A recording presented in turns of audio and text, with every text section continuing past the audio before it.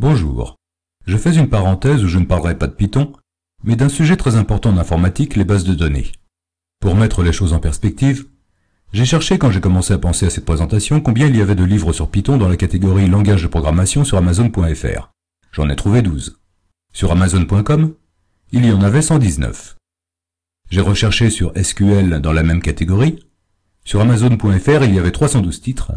Et sur Amazon.com, eh bien il y en avait 840.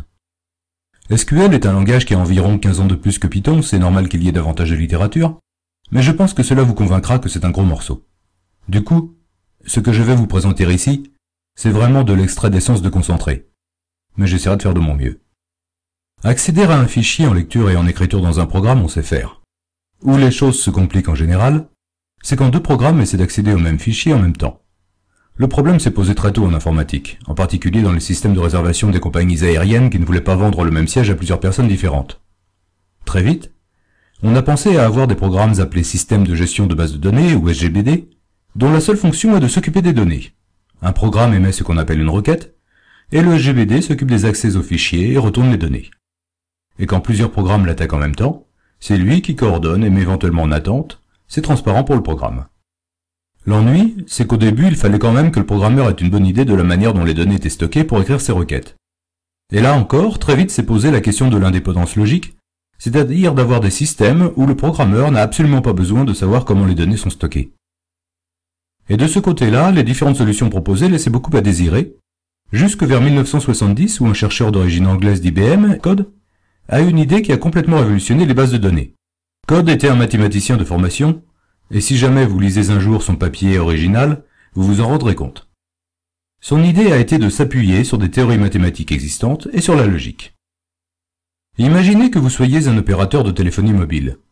Il y a un certain nombre de choses qui vous intéressent chez vos clients. Leur nom, leur adresse. Vous voulez leur relevé d'identité bancaire pour prélever les factures, vous gérez leur numéro, vous allez comptabiliser le nombre d'appels locaux, de SMS et d'appels non locaux par exemple. Tout ça définit ce que je veux gérer pour mes abonnés, au moins en partie. Et Code appelle cela une relation. Dans cette relation, je stockerai les faits que je connais sur chacun des abonnés. Deux choses très importantes pour Code.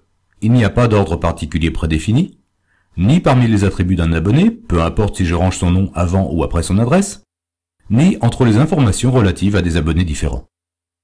Et surtout, par définition, il ne doit pas y avoir de doublons, c'est-à-dire qu'un même ensemble de valeurs doit être stocké une fois et une seule.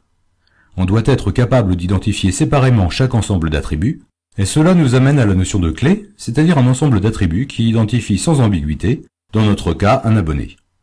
Qu'est-ce qui permet d'identifier un abonné? Le nom et l'adresse forment une clé. Mais le numéro de téléphone me permet aussi d'identifier mon abonné. Et le relevé d'identité bancaire aussi. Je peux donc avoir plusieurs clés possibles. Mais on arrive ici à un problème informatique classique. Si je veux retrouver les informations que je connais sur l'abonné François Pignon, je vais faire des comparaisons entre ce que j'entre et ce qui est stocké dans la base de données. Si c'est différent au niveau minuscule-majuscule, ou si j'ai par exemple un blanc en trop, pour l'ordinateur ce sont des valeurs différentes, et je risque de ne pas retrouver mes données. Une première chose à faire, c'est de standardiser la casse, et séparer en prénom et nom pour éliminer les problèmes d'espace. Si je veux retrouver mes informations facilement, il faut que mes attributs soient des attributs simples, et cela va me demander, dans la conception de la base de données, une phase de normalisation des données. Par exemple, je vais stocker l'adresse sous forme voix, ville et code postal. Cela me permettra de rechercher plus facilement ville ou code postal pour des statistiques par exemple. Mais savoir à quel niveau de détail descendre n'est pas évident. Par exemple, un même boulevard du Général Leclerc peut être appelé avenue ou rue, le du peut manquer, comme Leclerc a été nommé maréchal et titre posthume, le grade peut changer. Certaines personnes peuvent être mauvaises en orthographe et d'autres aimer la simplicité. Si vous voulez faire des statistiques par rue, il faudrait encore découper. Si c'est pour imprimer l'adresse sur une enveloppe, la Poste connaît son métier, ce ne sera pas si grave. Où je veux en venir, c'est que la notion d'attribut simple est relative et dépend de ce que vous voulez faire des données. Je reviens à mes abonnés. Je peux donc les identifier soit par leur adresse, soit par leur numéro, je laisse le RIB à la banque. Mais le problème, c'est que dans une relation client, j'aime bien que mes identifiants ne changent pas. On peut changer de numéro de téléphone. On peut se marier et changer de nom. On peut déménager. On peut même tout faire en même temps. Pour l'opérateur, la seule manière de s'y retrouver est d'affecter un code client qui lui ne bougera pas, qui sera lui aussi une clé, et que l'on appellera la clé primaire. Mais je n'ai pas fini avec mes soucis. Monsieur et madame ont probablement chacun leur téléphone, et les prélèvements vont être sur un compte commun. Je vais donc me retrouver avec pas mal d'informations communes. Ils peuvent déménager, et si l'on met à jour l'adresse pour un et pas pour l'autre, cela risque d'être le zouk. Ce que l'on va faire, c'est que l'on va fragmenter les informations en plusieurs relations, chacune avec sa clé, les abonnés, leurs différents contrats avec le numéro de téléphone associé, et pour chaque numéro la consommation mensuelle par exemple. Je suis en train d'abréger sauvagement, mais tout ceci s'appelle la modélisation, c'est ultra important et c'est difficile à bien faire. Le but du jeu, c'est d'arriver à ce que dans chaque relation, les attributs qualifient la clé, toute la clé et rien que la clé. C'est la définition de William Kent, un autre spécialiste des bases de données, et si vous parvenez à cela, vous aurez une base de données solide.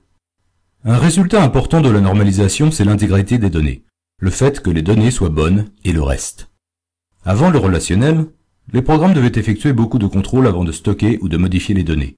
En mettant les contrôles dans la base, même si un autre programme écrit moins soigneusement accède aux mêmes données, il ne les pourrira pas. Comment ces contrôles sont-ils effectués? D'un côté, en associant un domaine à chaque donnée, plus ou moins un type, et d'autre part, en définissant des contraintes.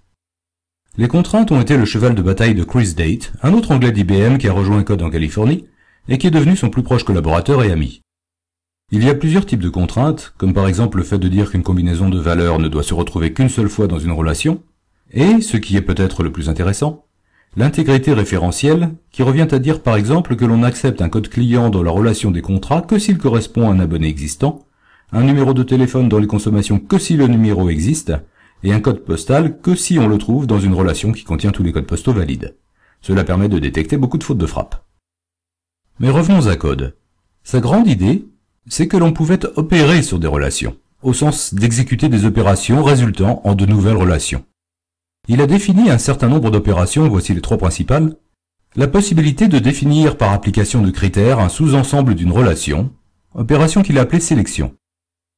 Ne retenir que certains des attributs de la relation originelle, ce qu'il a appelé projection. Et la possibilité de construire une nouvelle relation hybride à partir d'attributs provenant de plusieurs relations et rapprochés par des valeurs communes. Par exemple, rapprocher le nom de l'abonné de sa date de souscription en rapprochant la relation des abonnés de celle des contrats sur le code client. Il a appelé cette opération la jointure. Un autre employé d'IBM, Don Chamberlain, qui était un spécialiste des bases de données de l'époque, a raconté qu'en assistant à une des présentations en interne de ses idées par code, il le voyait résoudre en une équation des questions qui lui auraient demandé 5 pages de programmation. Et il s'est dit « Waouh, c'est puissant ». Code a également insisté pour que les insertions, mises à jour et destruction puissent être des opérations massives, pas du tout les opérations enregistrement par enregistrement qui étaient habituelles à l'époque.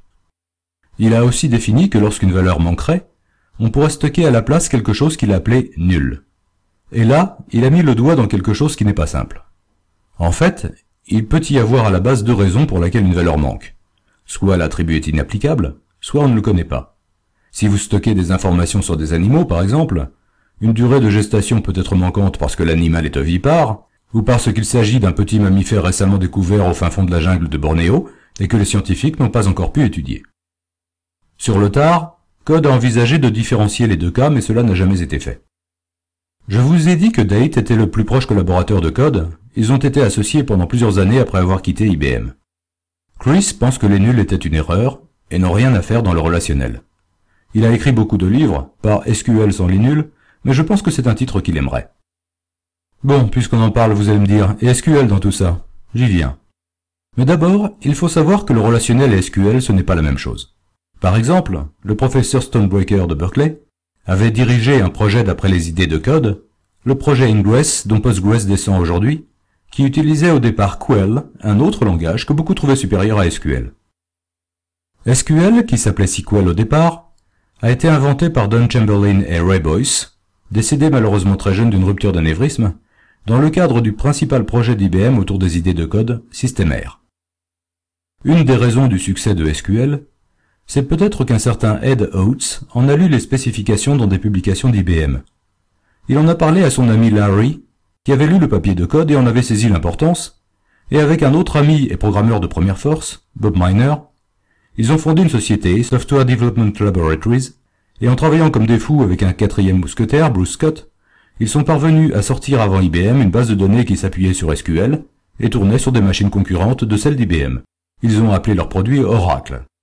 Je vais essayer de vous montrer comment Chamberlain et Boyce ont essayé de concrétiser les idées de code, non pas avec le SQL de l'époque, mais avec celui d'aujourd'hui qui a un peu évolué. Plutôt que de parler de relations, ils ont préféré parler de tables, et pour définir une relation, ils ont utilisé createTable avec la liste des attributs et leurs types. Dans beaucoup d'outils, il faut terminer une commande SQL par un point-virgule. Les types sont très restreints par rapport à ce que code envisageait, essentiellement du texte, du numérique, des dates et du binaire. Si vous définissez une table comme cela, c'est du bon SQL, mais du mauvais relationnel, parce que rien n'interdit les doublons. On va donc dire que le code client est la clé primaire, que le code postal n'est valide que si on le trouve dans une table de référence, et que l'on ne peut pas avoir deux abonnés avec le même nom et la même adresse. C'est important parce que les numéros de clients sont généralement produits automatiquement et protègent contre les doublons techniques, mais pas les doublons réels. Avec cela, ChrisDate sera heureux. À côté de Create, Chamberlain et Boyce ont défini Drop et Alter pour respectivement détruire et modifier une table. Pour la sélection, Select, suivi de la liste des noms des colonnes de la table séparées par des virgules dans n'importe quel ordre, suivi de From et du nom de la table. Cela ramène toutes les informations d'une table. On ne le fait jamais dans un programme, mais on peut utiliser Select étoile pour amener toutes les colonnes dans l'ordre du createTable. Et pour filtrer, Where, suivi d'un nom de colonne et d'une comparaison. Ce qui est intéressant, c'est que le résultat est une relation au sens de code. On peut mettre l'expression entre parenthèses, lui donner un nom, et l'employer comme si c'était une table. On ne fera pas cela pour quelque chose d'aussi simple. On ajoutera simplement d'autres conditions avec AND ou OR. SQL connaît les opérateurs de comparaison classiques. Il en a qui lui sont propres comme like, qui compare du texte à du texte avec un caractère joker, le %, et aussi isNull pour vérifier si une colonne est renseignée ou pas. Pour la projection, c'est encore select, et l'on limite les colonnes à quelques-unes. Bien entendu, on peut combiner avec une sélection qui peut s'appliquer à des colonnes que l'on ne ramène pas. Sauf que là, gros problème par rapport aux idées de code. Si parmi les colonnes il y a au moins une clé complète, pas de souci. Mais sinon, le résultat n'est pas une relation. On a des doublons. Et derrière, tout tombe par terre parce que vouloir appliquer des opérateurs relationnels à des choses qui ne sont pas des relations, c'est comme vouloir calculer des modulos avec des nombres qui ne sont pas des entiers. SQL ne vous dira rien, mais il vous retournera des résultats incorrects. Pour s'en tirer, il faut rajouter distinct, et vous obtiendrez un résultat sans doublon qui est une vraie relation et rendra le sourire à code. Il y a une autre manière de s'en tirer, c'est de rajouter une fonction de groupe, par exemple de compter en précisant par group by par quoi on groupe. Plus de doublons, et l'on sait que l'on a deux Martins. Il y a quelques fonctions de groupe, les plus utilisées sont count, max et min, et sum pour les colonnes numériques. La signification est évidente. Pour la jointure, on ajoute d'autres tables avec join en précisant avec on sur quelle colonne s'effectue le rapprochement. Comme souvent des colonnes portent le même nom dans plusieurs tables, on donne un petit nom aux tables, ici A et C, et l'on préfixe chaque nom de colonne par A point ou C point pour préciser dans quelle table se trouve chaque colonne. Ce n'est obligatoire que s'il y a ambiguïté, mais c'est aussi plus clair dans les programmes. Les conditions peuvent s'appliquer aux colonnes de n'importe quelle table. Chamberlain et Boyce se sont aussi sentis obligés d'ajouter quelque chose dont code n'avait rien à cirer, l'ordre. La plupart des produits ajoutent aussi une clause limit pour retourner par exemple les 5 abonnés les plus récents. Dans SQL Server, il n'y a pas limit mais top, qui permet de faire la même chose, et dans Oracle on utilise un numéro interne appelé rownum. Select est le gros morceau. Pour ajouter des lignes, c'est insert into, suivi du nom de la table et de la liste des colonnes, puis soit d'un select, soit d'une clause values. Pour mettre à jour, c'est update, nom de la table, set, nom de colonne égale valeur, avec une clause where similaire à ce qu'on écrit dans un select. Pour détruire, delete from, là encore, avec une clause where. Voilà, c'était rapide, mais c'est une introduction.